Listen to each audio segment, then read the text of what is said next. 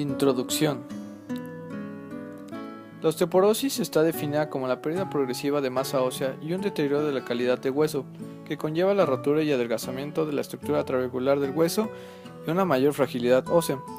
La pérdida de masa ósea se produce en dos etapas bien definidas de la vida: la menopausia y osteoporosis posmenopáusica, y la senectud, osteoporosis senil.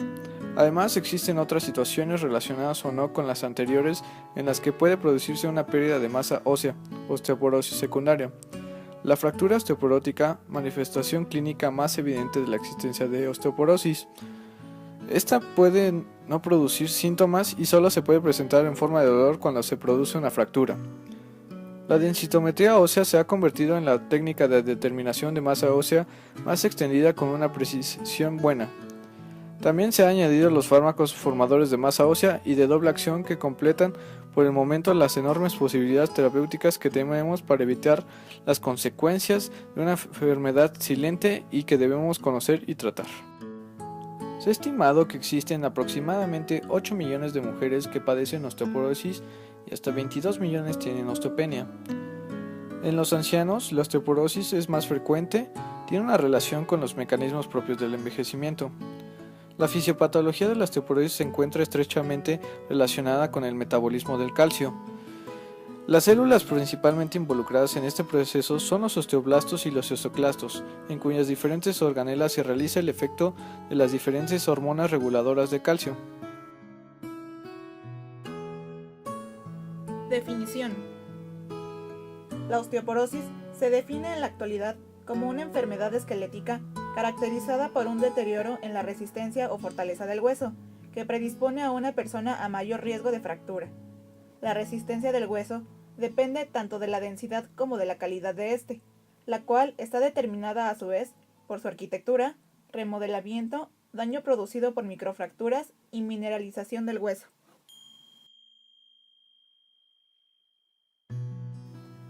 Epidemiología.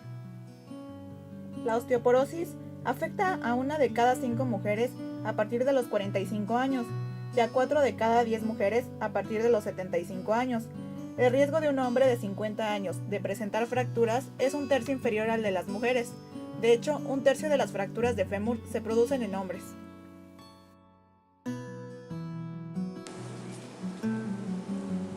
Etiopatogenia. El balance óseo negativo y la estimulación del recambio óseo son dos factores determinantes en la etiopatogenia de la osteoporosis. En condiciones normales, la cantidad de hueso formada por los osteoblastos debe ser igual a la cantidad de hueso destruida por los osteoclastos. Cuando se rompe este equilibrio, se produce un balance óseo negativo y, por tanto, una disminución de la actividad osteoblástica. A partir de los 40 años, existe un cierto balance óseo negativo, debido a la disminución de la actividad osteoblástica. A estos factores se añaden otros como el consumo pobre en calcio y la escasa o nula exposición solar. No todos los individuos con la misma masa ósea presentan la misma incidencia de fracturas. Clasificación de la osteoporosis. La osteoporosis se clasifica en primaria y secundaria. Dentro de la primaria tenemos la idiopática y deuteropática. La idiopática comprende de osteoporosis juvenil, que es de 12 a 14 años, y en adulto joven, que es menos de 50 años en la mujer y menos de 65 años en el hombre. En la deuteropática tenemos la tipo 1, que es posmenopáusica, a partir de los 50 años, y la tipo 2, que es senil, a partir de los 65 años.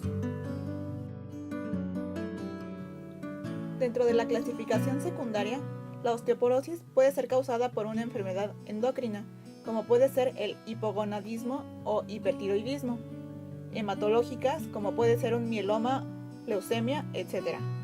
Una enfermedad genética, como puede ser osteogénesis imperfecta. Puede ser causada también por fármacos, como son los corticoides, la heparina, etc. Puede ser causada también por artritis reumatoide o por una inmovilización.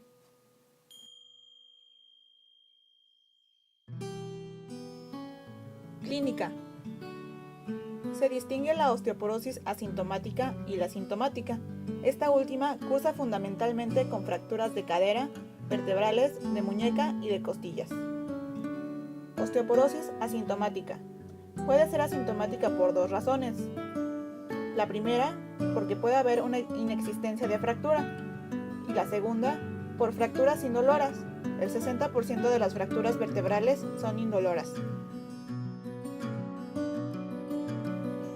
Osteoporosis sintomática. Fractura de fémur. En más del 90% de casos, la fractura de fémur se debe a una caída. La mortalidad es del 20% y es superior en el hombre. Los 6 datos clínicos más relevantes son los siguientes. 1. Impotencia funcional. El paciente no puede elevar el miembro inferior. 2. Dolor en el triángulo de Scarpa. El dolor se despierta localmente o con la percusión a distancia sobre el talón. 3. Rotación externa del miembro. Es un síntoma valioso. Una caída puede ocasionar que la extremidad haga una rotación externa, provocando fractura del cuello del fémur. 4. Aducción. Además de la rotación externa, el miembro con la fractura en el cuello del fémur se encuentra en aducción, que se pone de manifiesto comparando con los dos pliegues inguinales. 5. Acortamiento del miembro. Por simple inspección, se aprecia el acortamiento del miembro fracturado. Puede ponerse de manifiesto con más exactitud por medición desde la espina ilíaca anterosuperior a la rótula. 6. Equimosis. La fractura intracapsular no se acompaña de hematomas. En las extracapsulares, en cambio, suelen observarse hematomas de gran tamaño.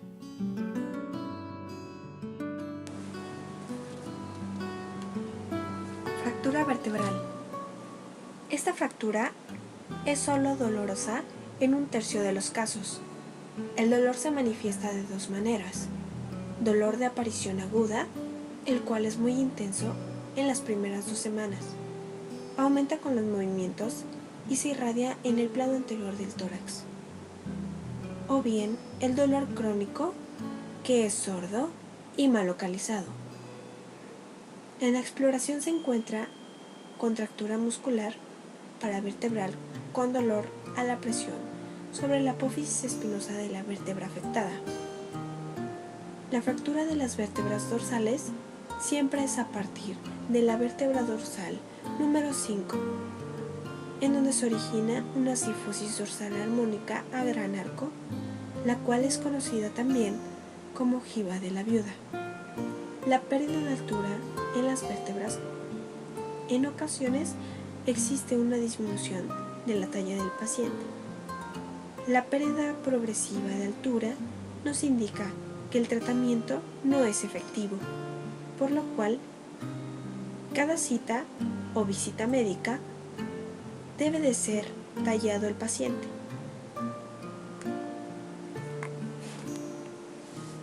Fractura de muñeca.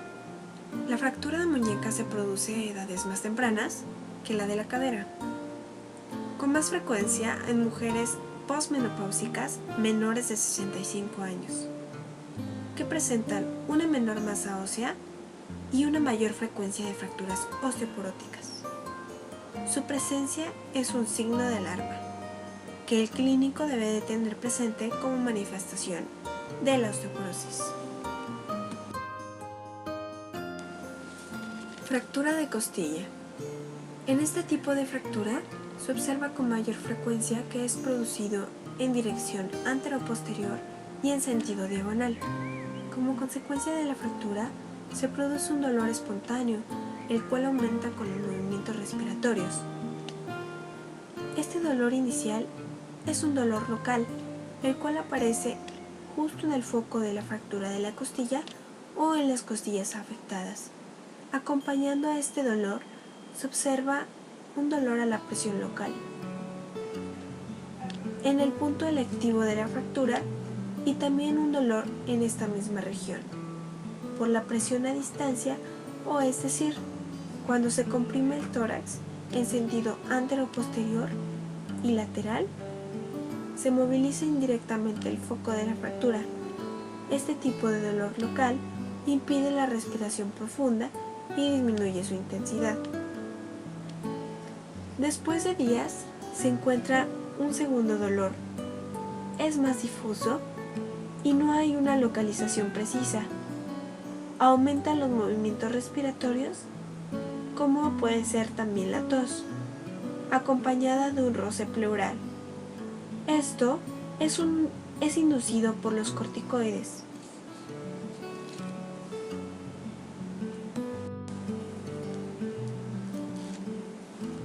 Los riesgos de fractura, tanto como para hombres y mujeres, puede calcularse mediante 12 valores: edad, sexo, peso, altura, fracturas previas, antecedentes familiares de fractura de cadera, tabaquismo, tratamiento con corticoides, artritis reumatoide, osteoporosis secundaria, alcoholismo y por último, densidad mineral ósea en cuello del fémur.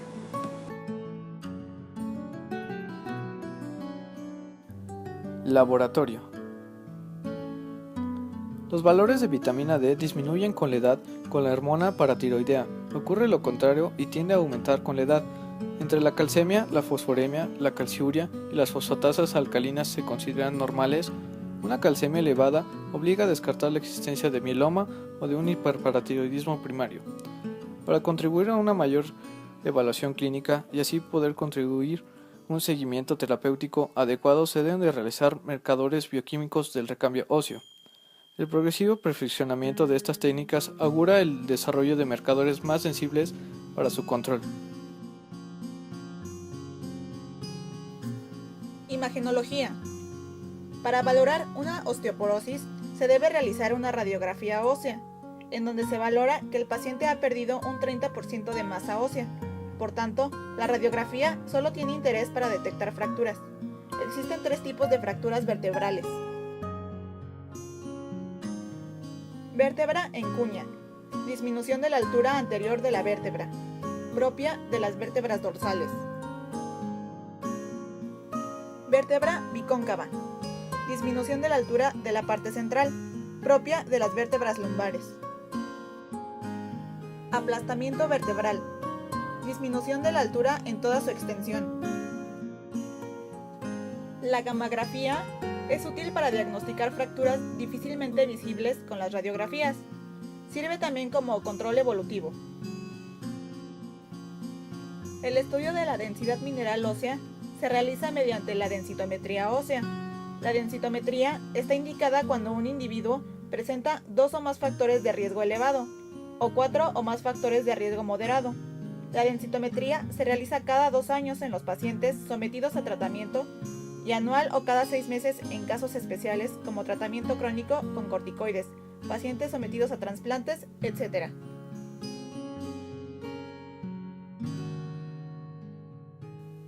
Diagnóstico. Se basa en detectar una masa ósea baja. La OMS ha propuesto para el diagnóstico de osteoporosis primaria se utilicen criterios densitométricos. La osteoporosis también se puede diagnosticar en presencia de fracturas vertebrales de características osteoporóticas. En las fracturas periféricas es aconsejable la práctica de una densitometría. Evaluación y pronóstico.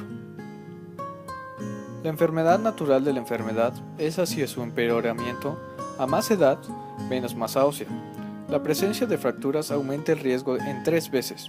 El pronóstico en cuanto a la supervivencia es buena, excepto para la fractura de cadera, en la que la mortalidad de los pacientes es del 20%.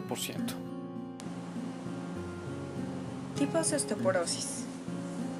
Existen 4 tipos de osteoporosis: osteoporosis en el hombre, osteoporosis cortisónica, osteoporosis en la mujer premenopáusica y osteoporosis secundaria a fármacos. Osteoporosis en el hombre. Esta es infradiagnosticada e infratratada. La Sociedad Internacional de Densitometría recomienda practicar una densitometría a todos los hombres mayores de 70 años. La prevalencia de la osteoporosis masculina se sitúa alrededor del 15%. El hipogonadismo, el tratamiento con corticoides y el consumo de alcohol son las principales causas de esta osteoporosis en el hombre.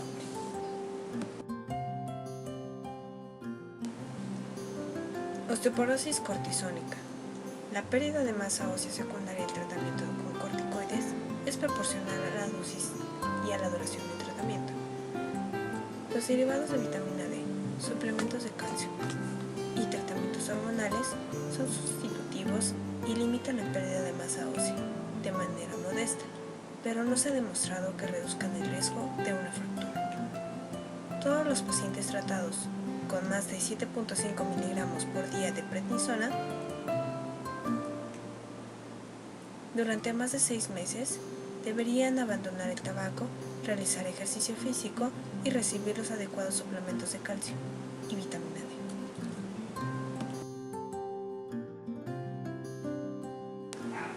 Osteoporosis en la mujer premenopáusica.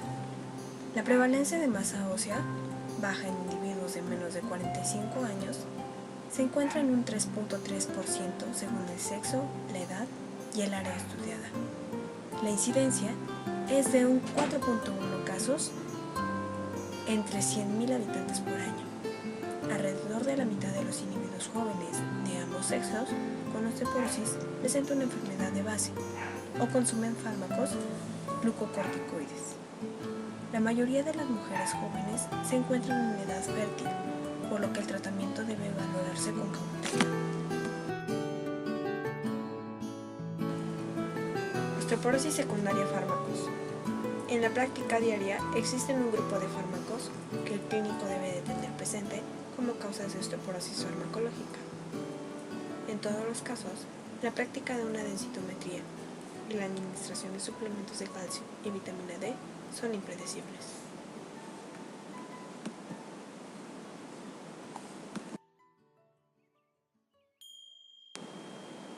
Tratamiento.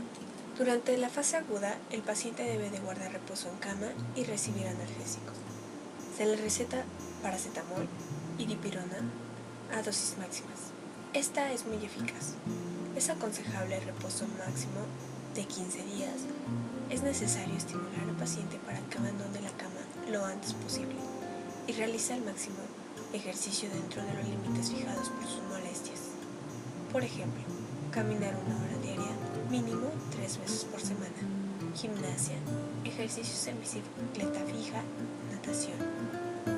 La presencia de un valor densitométrico mayor al normal es indicativo a que debe de iniciarse el tratamiento. También está justificado iniciar el tratamiento en pacientes con fracturas de características osteoporóticas sin densitometría. Los fármacos con los que se dispone para el tratamiento de la osteoporosis son el calcio, vitamina D, disfosfonatos, los estrógenos, moduladores selectivos de los receptores estrogénicos, calcitonina y la PTH. El calcio y la vitamina D deben administrarse a cualquier paciente. La dosis de calcio será de 1000 a 1200 miligramos por día, administrado durante las comidas, y la vitamina D de 800 a 1000 unidades por día. Los disfosfonatos más corrientemente utilizados son el aledronato, que se utilizan 10 miligramos por día, y el risendronato, que se utilizan 5 miligramos por día. Ambos son útiles para la prevención en fracturas vertebrales, no vertebrales, y se pueden administrar en ayunas, de preferencia 5 minutos antes de consumir el primer alimento. Los estrógenos actualmente solo están aconsejados para mujeres jóvenes y durante breves espacios de tiempo. Deben administrarse de forma clínica y estar asociados con un tratamiento hormonal sustitutivo para evitar un adenocarcinoma en el endometrio. La PTH es administrada intermitentemente, aumenta la masa ósea y reduce las fracturas. Existen 2 presentaciones, la molécula completa y el fragmento aminoterminal, o llamado también teriparatida.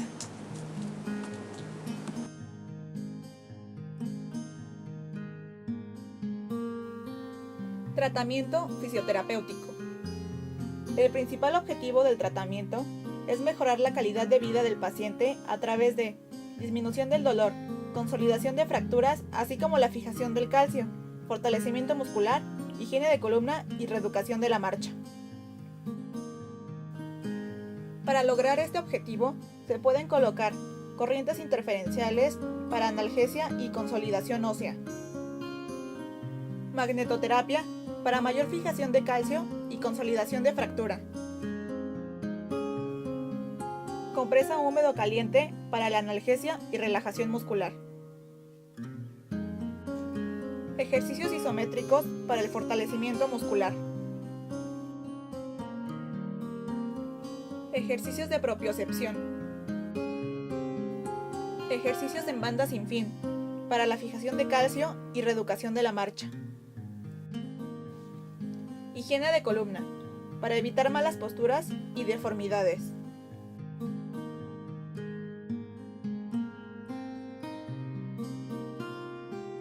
The bones are important components which leverage and provide support to the human body. They are composed of calcium, phosphorus, and magnesium. Bones generally hold 99% of the body's calcium. Osteoporosis, or porous bone, is characterized by low bone mass and structural deterioration of bone tissue, which leads to bone fragility and increased susceptibility to fractures of the hip, spine, and wrist. Two essential cells are involved in the daily turnover of the bone: osteoblast cells and osteoclast cells. Overactivity of the osteoclast cells leads to osteoporosis. There are two types of osteoporosis: primary and secondary osteoporosis. Primary osteoporosis is in turn divided into type 1 and type 2.